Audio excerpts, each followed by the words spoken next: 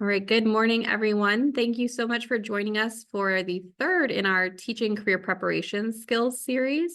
Today, we are going to be talking about social media. Really exciting topic, and like we were just talking about, a very big topic. There's so many different ways this can go, so hopefully we'll give you some good knowledge and ways to apply this with your students that you feel really good about.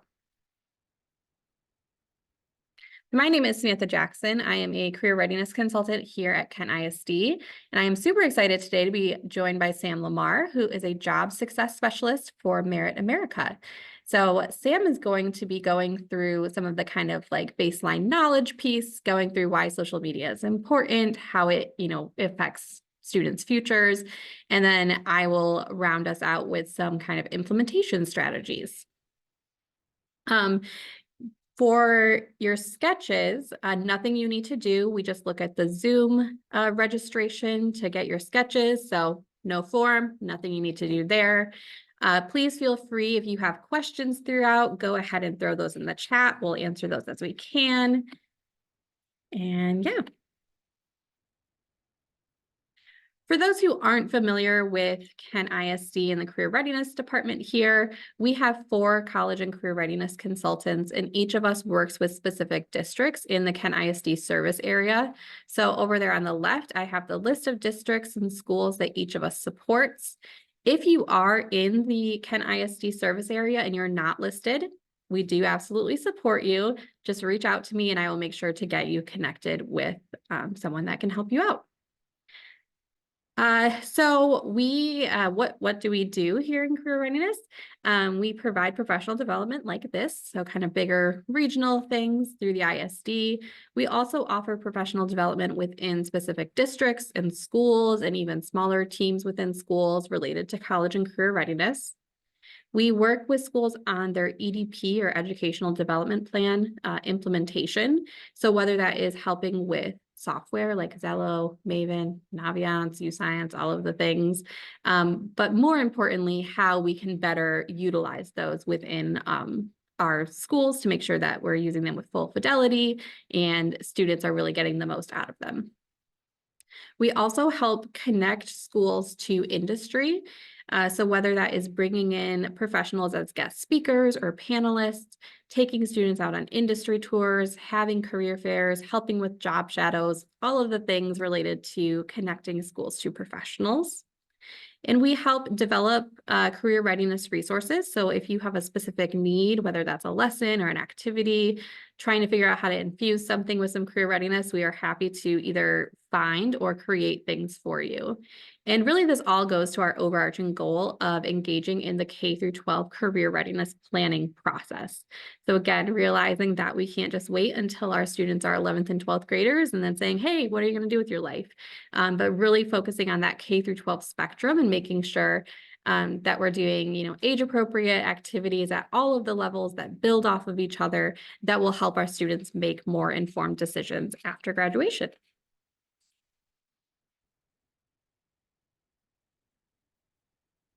All right, so a couple of quick slides before I turn it over to Sam, just to prime us here. So why social media? So the first 2 sessions in this series, we did resumes and we did interviewing. And so now today talking about social media and again, how that impacts students' futures. So the first thing I want to do is just a really quick kind of activity, if you will. So if you want to pull out the notes app on your phone, a sticky note, a pencil and paper, whatever you got handy. Go ahead and pull something out that you can jot some things down on. Give you just a second to find something. All right, and I am going to give you 30 seconds. Stopwatch here. I'm going to give you 30 seconds to jot down as many social media platforms as you can think of. So present, like current platforms or, ones that have existed in the past. I'm going to give you 30 seconds, just jot those down and go.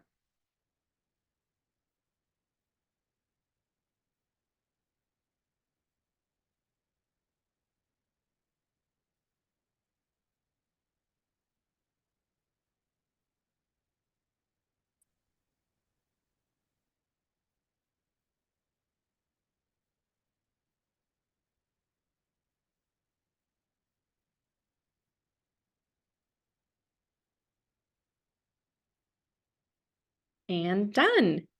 All right. In the chat, there is like the little smiley face emoji.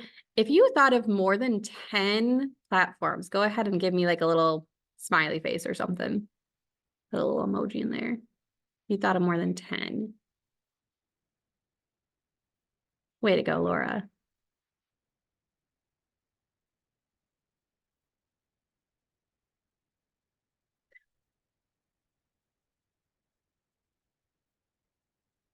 All right, we got a couple people.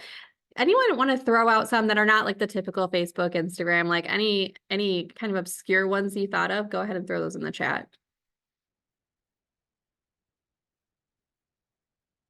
Be Real. Okay, actually, I completely forgot that Be Real existed. So thank you. Nextdoor, yeah. MySpace. Awesome. Well, that's great because you thought of a couple that I didn't think of. So that's amazing. Yes, LinkedIn, MySpace. Okay, so yeah, when you think of social media platforms, we've got kind of the big ones, right? We've got Facebook, you got Instagram, you got TikTok, you got Snapchat, kind of the, big players right now. You've got Twitter or X or whatever we're calling it these days, YouTube, LinkedIn, so many different things, right?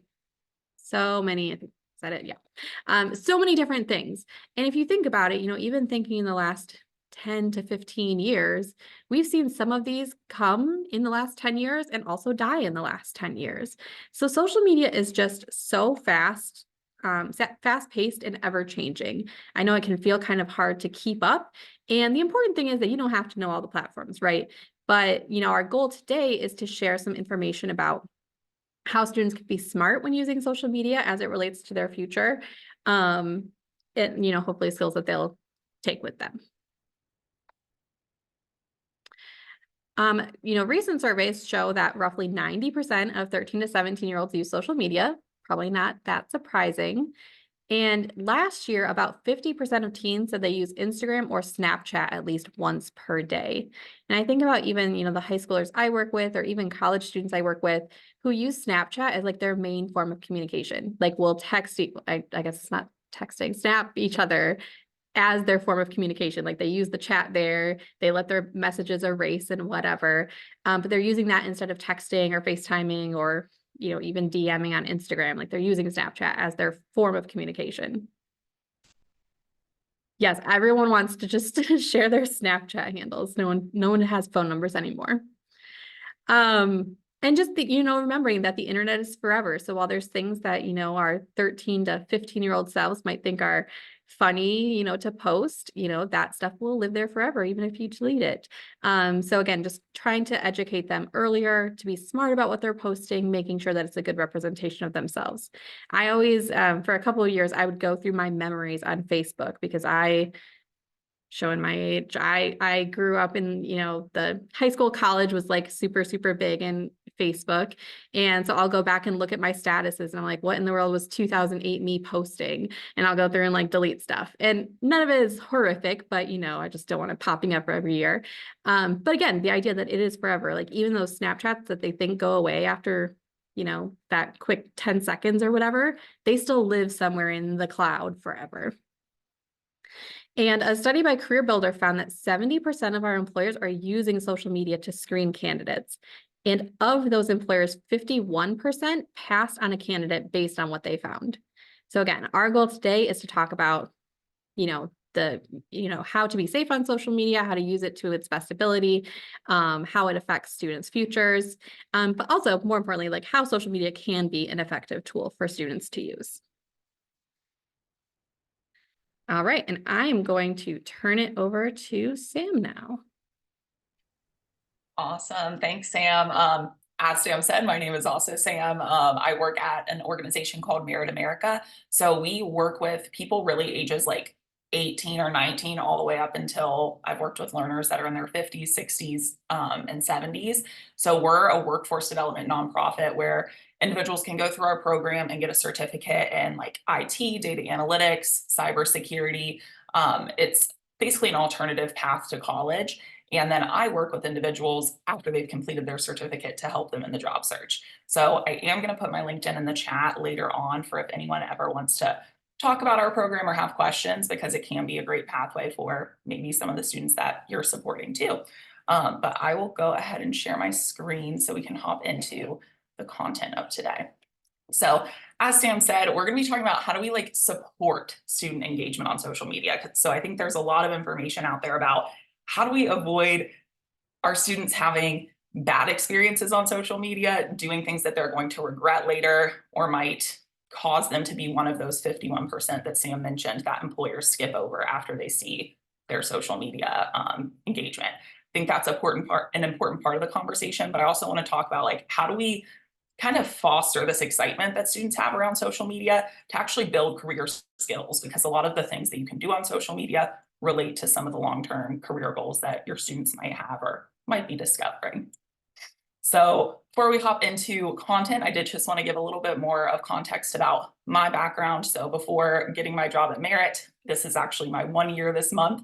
I worked in higher education, so I worked with college age students and definitely had that experience of like just helping students figure out how to engage with social media, how to make it a part of their life, not make it the center of their life, especially with TikTok. I don't know if any of you can relate, but I think students are really, really navigating their like relationship to that social media platform in particular.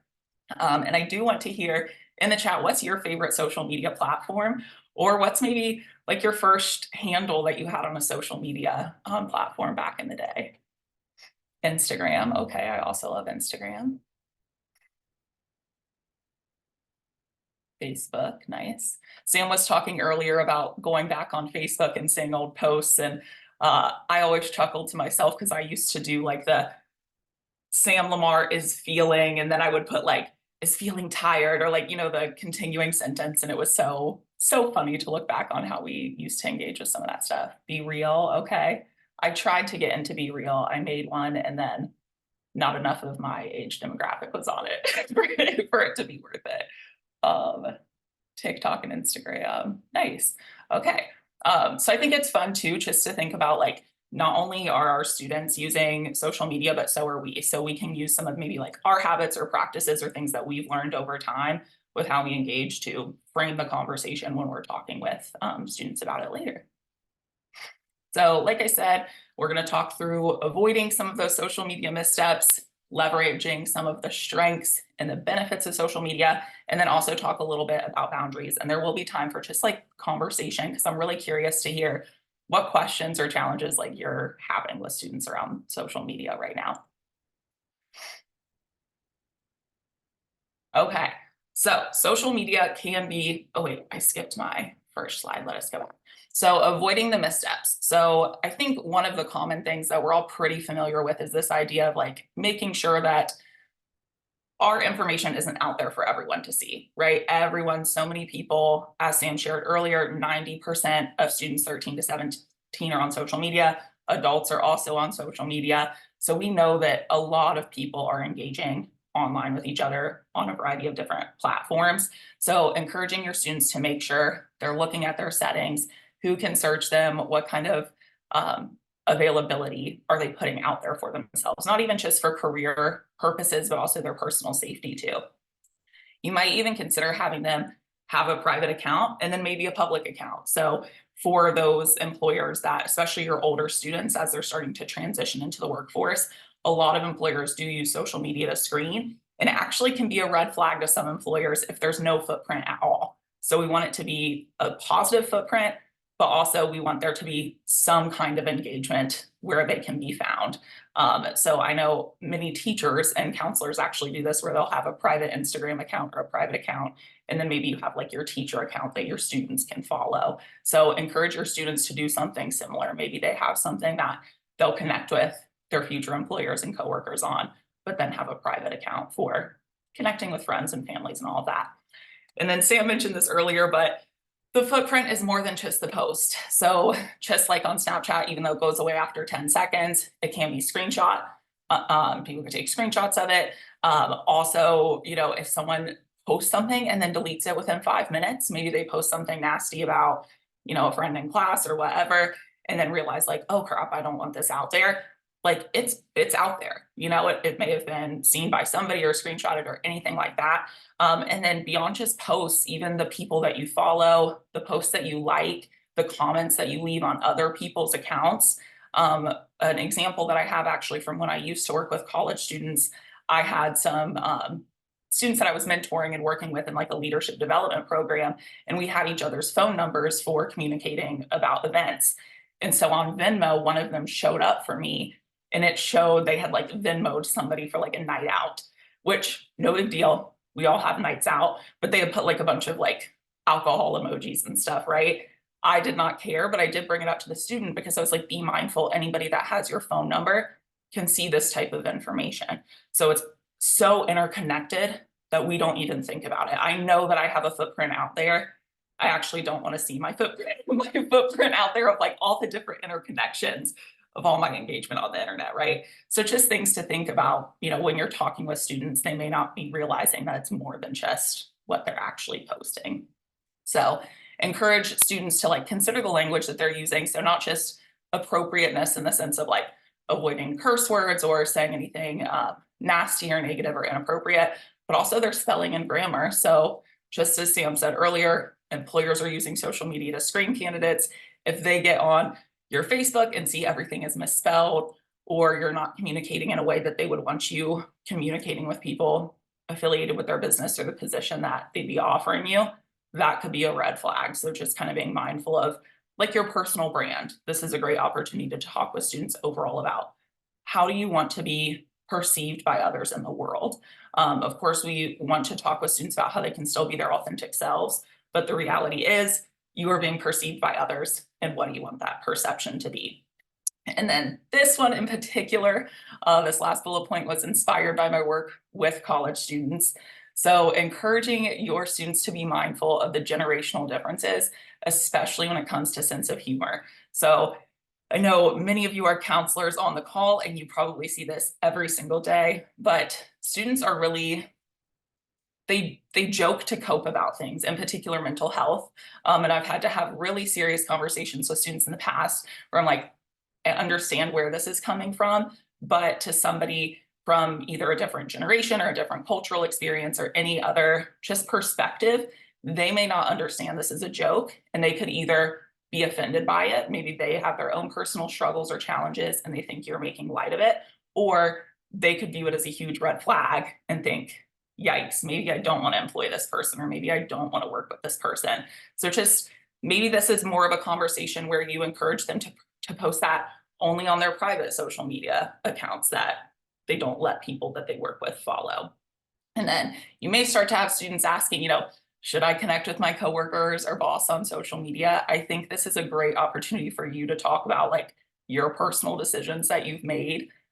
Do you allow people to follow you? I know for me, a lot of times I'll allow people to follow me, or I will follow them once I no longer work with them. If it's a relationship, that's actually how Sam and I have stayed connected. We're connected on Instagram. And once I've kind of broached that position and opportunity and made that long-term connection, then I open that boundary, and that's my personal decision. Some people are very hard and fast. Absolutely not. I do not want to connect with coworkers or bosses. So maybe just, you know, I think there's no right or wrong on this one, but something to think about when you're working with students. Avoid posting during the workday, whether you connect with people on social media that you work with or not, because you never know. Let's say you are having issues at work, or there's a challenge that comes up, or your boss is curious about something and they decide to look you up on social media. You don't want it to be shown that at your internship that you got, you were posting all day, right? So kind of reminding students, don't post during your workday. If you feel the need to do that, make sure your social media platforms are like completely private and unsearchable. And then I feel like this is in particular to TikTok, but all platforms as well. You never know what is going to gain traction on social media. Excuse me. So I know I have seen stories where, you know, baristas have been at work and they're filming a day in the life, and then it goes viral, and then they end up getting fired because the company sees it and they say, we don't want this representation. And I do want to make the point, it is not only negative posts, because there have been positive posts that people make while on the clock that really, if you think about it, it's a positive endorsement of that company's brand. But the company ultimately makes the decision, we do not want this as a representation of us, or our policy is no phones at work, right? So I think just helping students to think through, it's not just posting negative things about your employer, but avoid posting about work at all. You do not need to post any kind of private information or anything about your experience. So I do see there's some stuff in the chat, and I want to take a pause. Any questions or just like thoughts on any of this information? If you have students come to you for advice about any of this, or any reflections?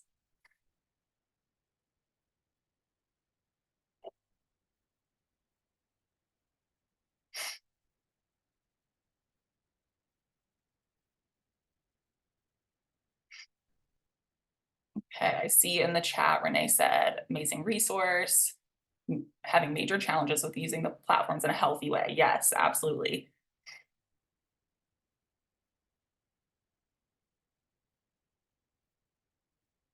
What strategies or interventions can we use to encourage students to be mindful about what they say and do on social media?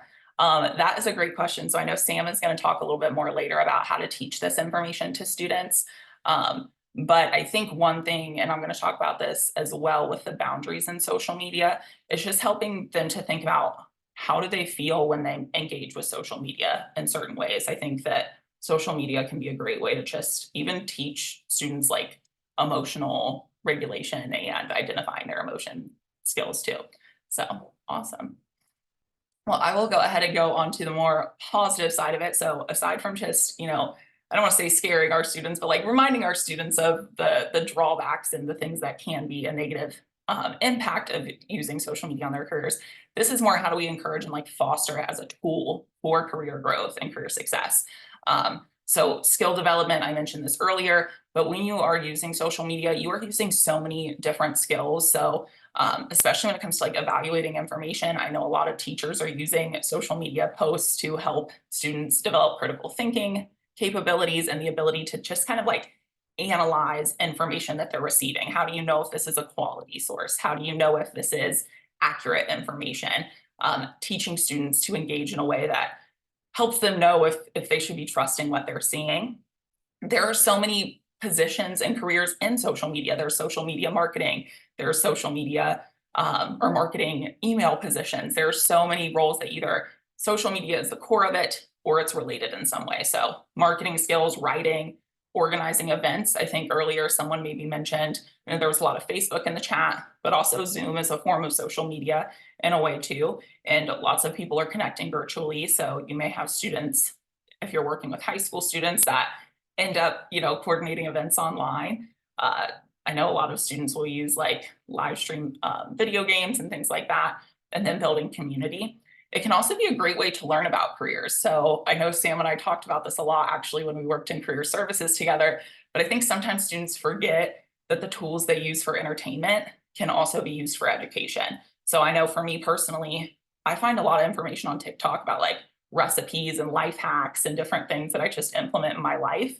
And students can use TikTok to learn about careers. Encourage them to search on TikTok, day in the life social media manager, day in the life lawyer, day in the life, XYZ career. And they can kind of get that information and a perspective from somebody without having to have anyone in their personal life that they know. And I think this can be really helpful for students in particular. Like I was the first in my family to go to college.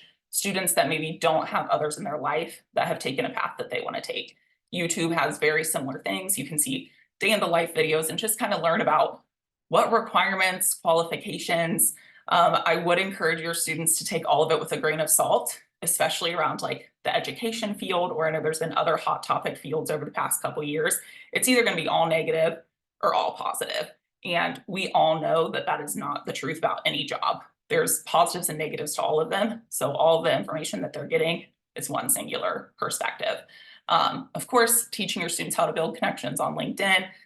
For those students that are like 16, 17, if you're working with any of them, they will oftentimes create a LinkedIn in college. But if you want to encourage your students to create a LinkedIn in high school, I think that's fantastic too. Using Reddit to learn about careers. And then also local events. So you can learn about local events on Facebook or other social media to kind of start to dabble and learn about different areas. So actually, when I was a senior in high school, that's how I learned about like community organizing and being able to be involved with nonprofits was through a phone banking event that I found on Facebook. So I showed up, it was me and all of like uh the 50-year-olds that were also there. But it was a really fun time and a way for me to like learn and connect and even know about that as like a career path or opportunity. So I'd also encourage your students to use this as an opportunity to like research companies and start to think about where they might want to work. So, following their target companies online. I know a lot of students are very concerned about working for a place that aligns with their personal values and their personal beliefs, as well as like meets these needs beyond just an income, right? They want to make sure that they're working for a place that they believe in and feel comfortable about. So a great way to get like a vibe or do a vibe check on a company is to follow them on TikTok, follow them on Instagram. What are they posting? That can also be great information before an interview to prepare to. Attending some virtual events. So depending on what kind of area your students are interested in, I know there are very niche career interests that some of your students might have, and you may find yourself in a position of like, how do I, support these students or give them resources? Helping them connect with virtual events outside of your geographic area might be helpful. And then showing them Glassdoor as a way to research companies. So that's a resource where students can look up companies and then learn more about kind of like what's the typical pay, what's the rating on a 5-star scale, do I want to work here? And I think this would be most helpful for some of your older students too. But I'm going to pause again. I'm curious, any positive things? Yes, black hole videos on TikTok. Any positive things that you have encouraged your students to do with social media?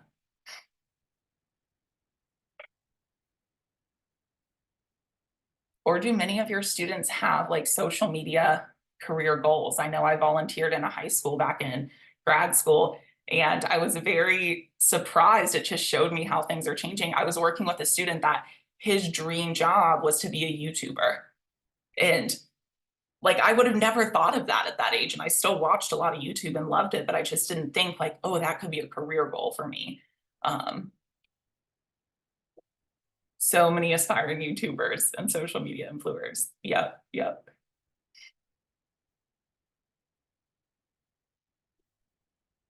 Awesome. Well, any other thoughts or reflections on any of the information I've shared so far? Yes, Kayla, absolutely.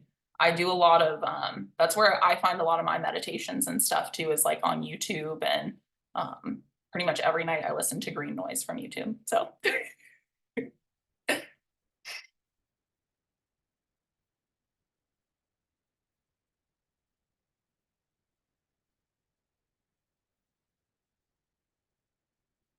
nice, nice. So yeah, I know Sam's going to talk about this a little bit later, but even thinking about how to take some of this information into the classroom. So that your students are doing this on their own, but maybe there's a day where you say like, we're going to use social media in class to find some of this information about careers. So I am going to go on to this next slide about creating boundaries. So I know there's been a lot of conversation in the chat about, how do we help students use social media in a way that's helpful to them? So encouraging your students to ask themselves, like, how are they feeling before they engage with whether that's specific content, a specific platform, person, etc.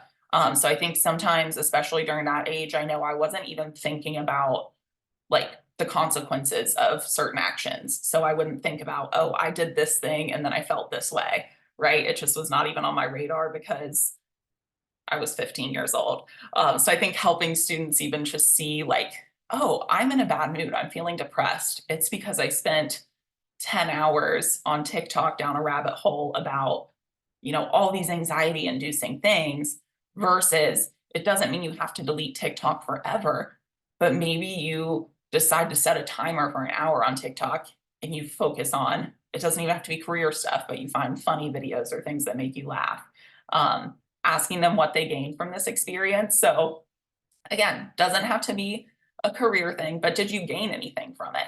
Or did you just get stress, anxiety, all the things that social media sometimes can do? But did you learn about a career that you researched? Or did you realize that there was another path to the career that you wanted to get that was different than what you thought it was? And really just, encouraging students as much as possible to think about how are they feeling before and after. Planning time into their week to be away from the screen. So I know every school has their own policies about whether students can be on social media or on screens in general at school. But talking with your students about, even if it's just 30 minutes a day or 1 hour once a week, like 1 hour on Sunday or 1 hour on Saturday that they're not on their screens, um, to just give themselves that time.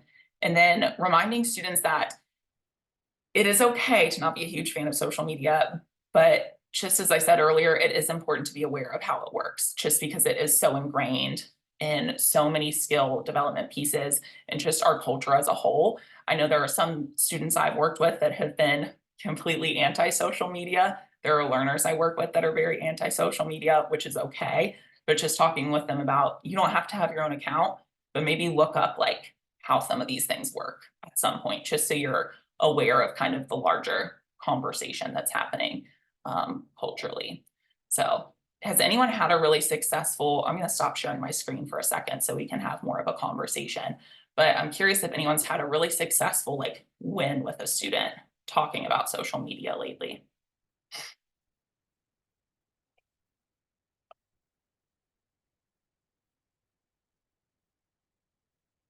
Or a challenge. I think this can be a space for like collective problem solving too. We have a lot of brains in this Zoom room. So if you have a student that you're really struggling with, we could support, it can be a space of support too.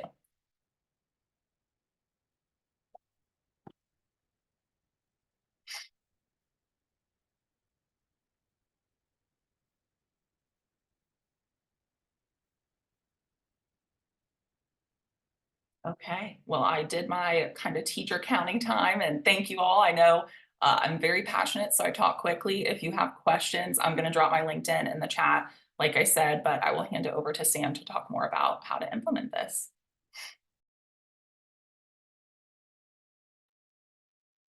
Yes, Laura, definitely agree with that. All right, let me get back to my screen here.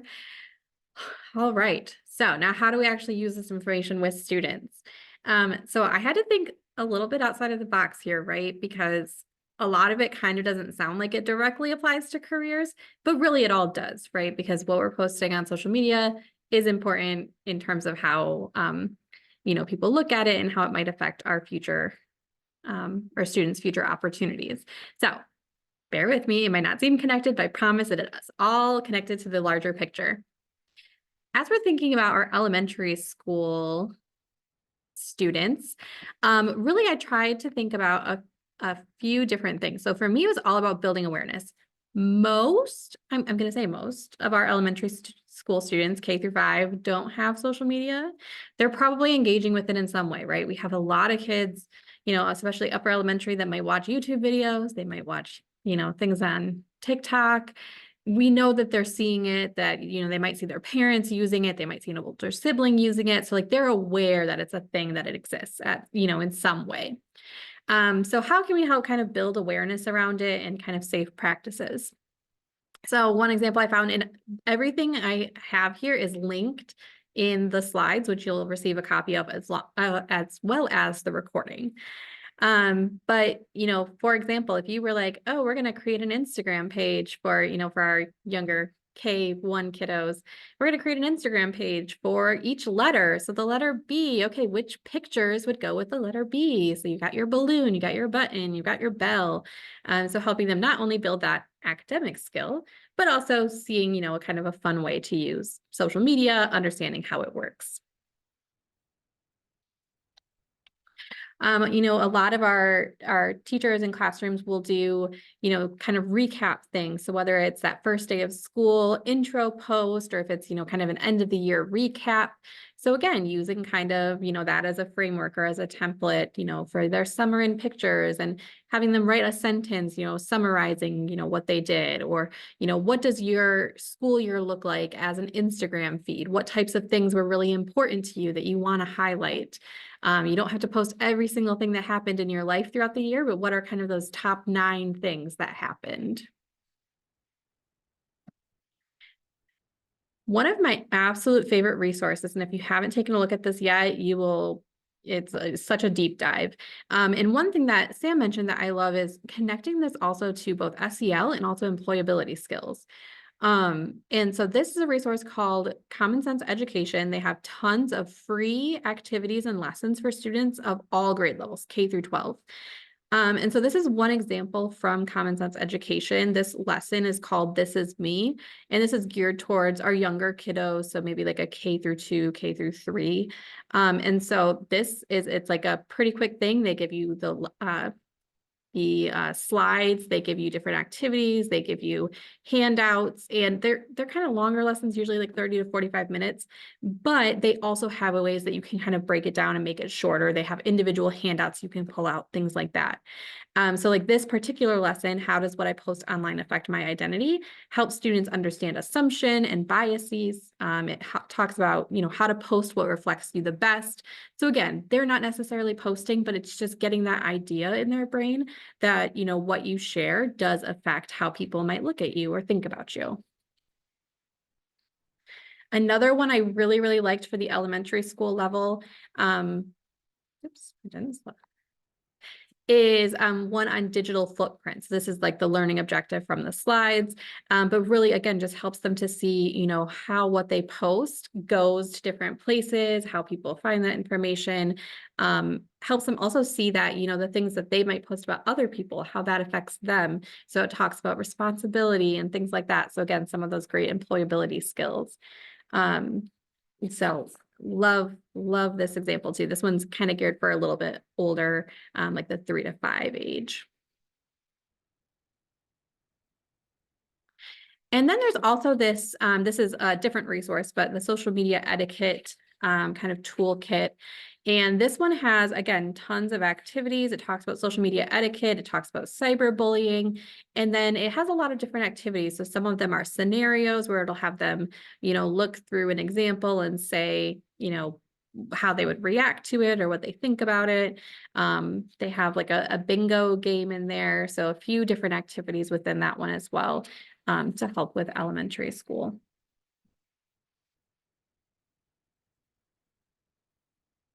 All right, looking at middle and high school. So this is where, more of our students are probably, more familiar or maybe have their own social media accounts. But again, this is another example from Common Sense Education. This one is about how social media affects your relationships. So again, tying it back to SEL, employability skills. It talks about, the types of communication and how, making sure that you're being clear in your communication, your intentions are good and visible, and how, that can impact their relationships with others based on what they post on social media. A couple examples I really love here. So the first one, well, on the right-hand side, actually, is, like, let's say you have students that are reading a book and you want them to learn how to summarize, right? So again, some of those academic skills. Have them, make I don't know if we're calling them tweets or what they're called, but a tweet, with 260 characters or less, like how would you summarize this book? So showing them, that skill of being concise, but also, making it kind of a fun format for them. They're tweeting. Another idea, having them, take some content that they've learned and making those into Instagram posts. So what kind of picture would best represent what they just learned? What kind of caption would best encapsulate the thing that they learned? So they could do that with historical events. They could do that with fictional characters. They also could think about, thinking about careers. So if I was a professional, if I, thought that maybe I was interested in cosmetology, like if I was a cosmetologist, what kinds of things might I post on my Instagram feed? And having them find or create, pictures related to those things. So again, this is just kind of the building awareness piece of it for middle and high school.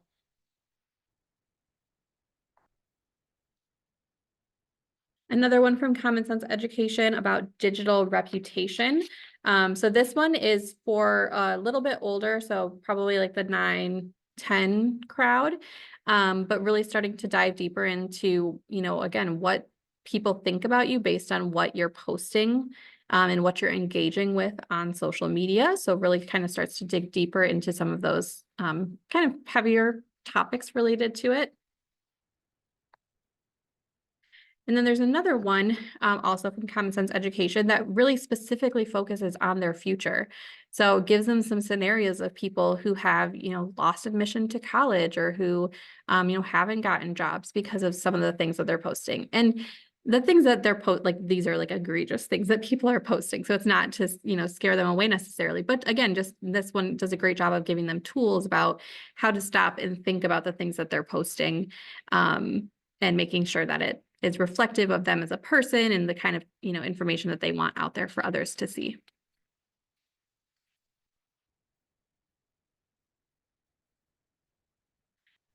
And then, like Sam said, it's more towards high school. And obviously, even in high school, you probably need a lot of permission for this. So I probably maybe wouldn't do this as like an official thing, like actually making a LinkedIn account, but you certainly can talk to students about LinkedIn.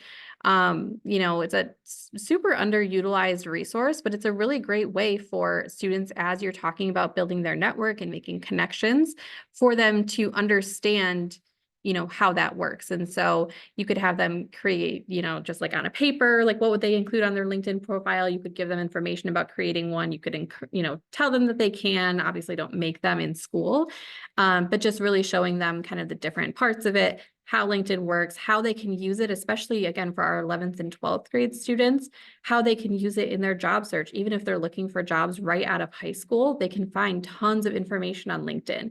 They can see job postings on LinkedIn.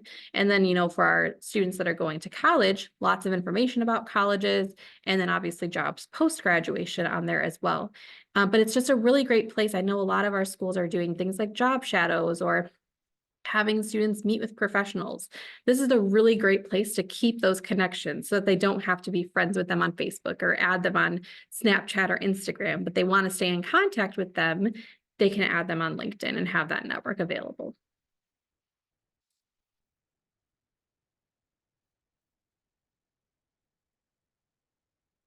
All right, I know I went through those resources pretty quickly. Again, everything is linked in the slides for you to take a deeper dive to look further at, but I want to stop now, see if anyone has any questions.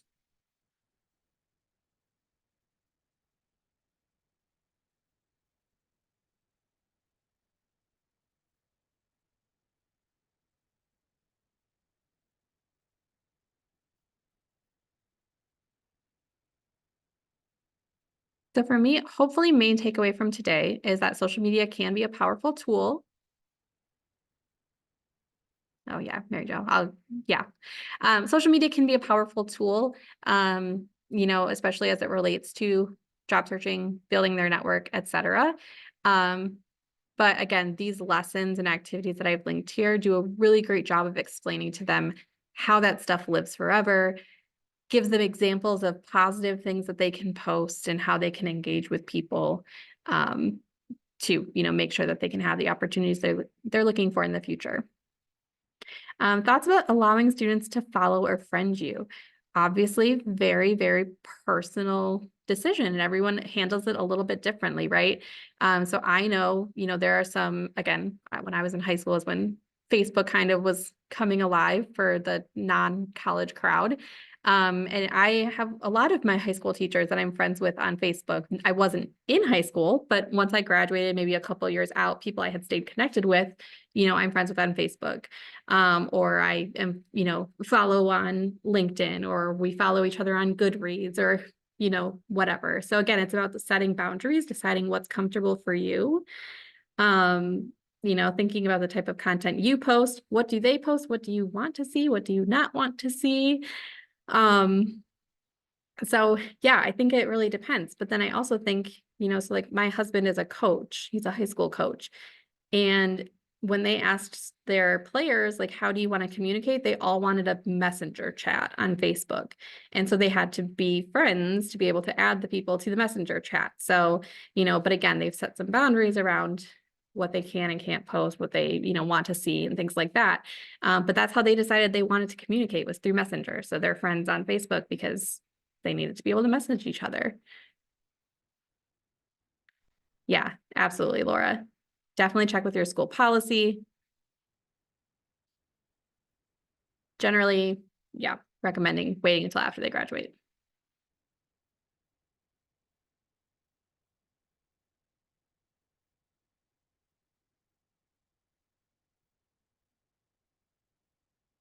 And I've seen, some teachers, counselors, et cetera, even just like put that very upfront for students. Like, I'm, not going to it, especially if you have this problem where you're getting a lot of follow requests or friend requests from students, just putting it out there, like, I don't accept friend requests from current students. We need to meet, and again, having that conversation about boundaries.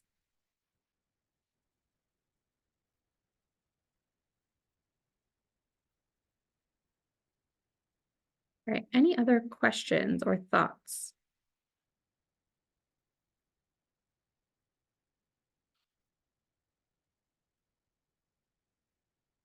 I'll give you a minute. If you have any, feel free to put those in the chat. I'm just going to have my last couple slides here to wrap up. But again, if you have questions or thoughts, feel free to put those in the chat. So did want to let you know about some of our upcoming events. So the last of this series, Teaching Career Preparation Skills, will be April 18th. It will be virtual, and that one will focus on networking and informational interviews. We have our college prep series. So the next one, those are also all virtual. The next one is February 13th. And that one we are focusing on minority serving institutions. So we're going to be diving deeper into HBCUs and Hispanic serving institutions and tribal colleges, especially since we don't have any, well, we have tribal colleges, but none of the others we don't have in Michigan. So just helping counselors better understand what their nuances are, the application processes, why they might be a good fit for students. So again, that'll be virtual next Tuesday. Career Readiness Network, we'll have our last virtual session on March 13th, which is on creating your definition of college and career readiness. And then administrators in industry is focused on curriculum directors, principals, assistant principals, but an opportunity for them to go out and engage with businesses. All right, any final questions for myself or Sam? And I know Sam dropped her LinkedIn in the chat. I will also include that in the follow-up email for you all, along with the slides and the recording. If you have any other questions, or if there's anything I can do to help, whether you're in Kent ISD or not, please feel free to reach out to me. My email's up here.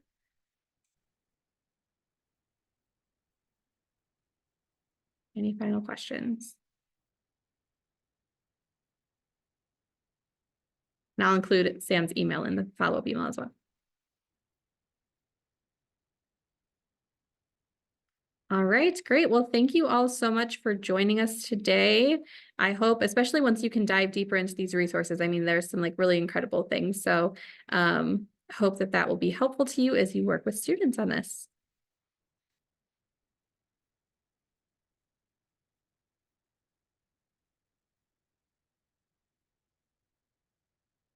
All right, have a great afternoon, everyone.